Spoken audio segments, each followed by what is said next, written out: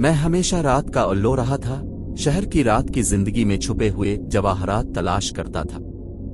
जब मैंने शीशा कैफे के बारे में सुना जो सिर्फ आधी रात के बाद खिलता है तो मैं हैरान रह गया। एक तन गिल्ली में वाक़े कैफे का कोई निशान नहीं था, सिर्फ लकड़ी का एक पुराना दरवाजा था जिसके ऊपर हाथ से पेंट क्रिसेंट चांद था। उसे अलोना की सरगोशी कहा जाता था। जिस रात मैंने जाने का फैसला किया वो ठंडी थी, सड़कों पर घनी धुंध छाई हुई थी। मैंने अपना स्कार्फ अपनी गर्दन के गिर्द मजबूती से लपेट लिया और कैफे की तरफ जाने लगा। जब मैंने इसे धकेल दिया तो दरवाजा खुला, जिससे एक मध्यम रोशनी वाला दाखिला जाहिर हुआ मुख्तलिफ शीशा जायकों की मीठी गैर मुल्की खुशबू के साथ मोटी थी, जो किसी और चीज के साथ मिली हुई थी। एक बुनियादी सर्दी जिसने मेरी रीढ़ की हड्डी को कांप दिया। कैफे बहुत कम आबादी वाला था। चंद सरपरस्त सायादार कोनों में बैठ गए, उनके चेहरे घूमते हुए धुएं से धुंधले पड़े थे। रोशनी नर्म थी, तकरीबन बहुत मध्यम, लंबे खौफनाक साए डाल रहे थे जो हर मेज पर टिमटिमाती मोमबत्तियों के साथ रक्स कर रहे थे। कमरे के बीच में एक पुराना आराइशी शीशा का पाइप था। इसके शीशे की बुनियाद एक दूसरी दुनिया की नीली रोशनी से हल्की सी चमक रही थी।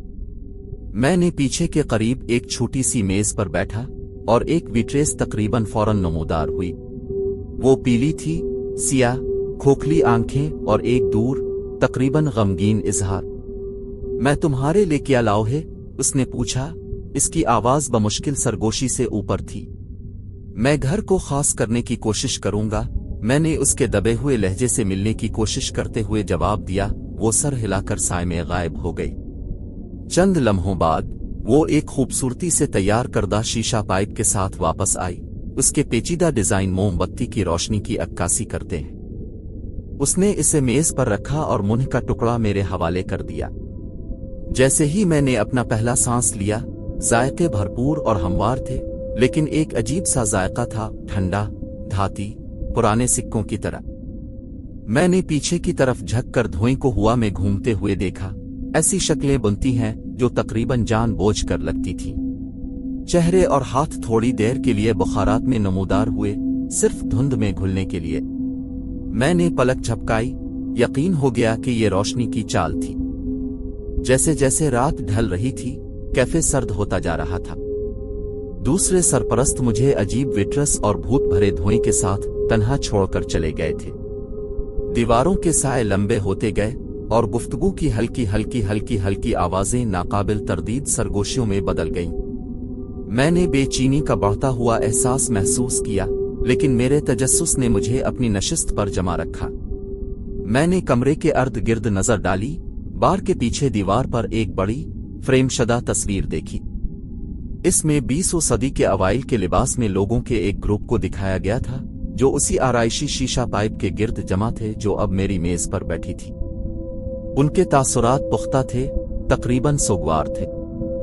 एक चेहरा बाहर खड़ा था, एक नौजवान औरत जो कि विट्रेस से बिल्कुल मुमासलत रखती थी। वो कौन है?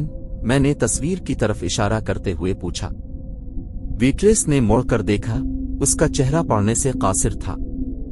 वो लूना की सरगोशी के असल सरपरस्त थे, इसने आहिस्ता से कहा। कैफे उनकी पनाहगाह थी, एक ऐसी जगह जहां वो दुनिया से बच सकते थे। लेकिन एक रात कुछ बहुत गलत हो गया। उन्होंने शीशा पाइप के साथ एक सेंस किया, बाहर की रूहों से राब्ता करने की कोशिश की।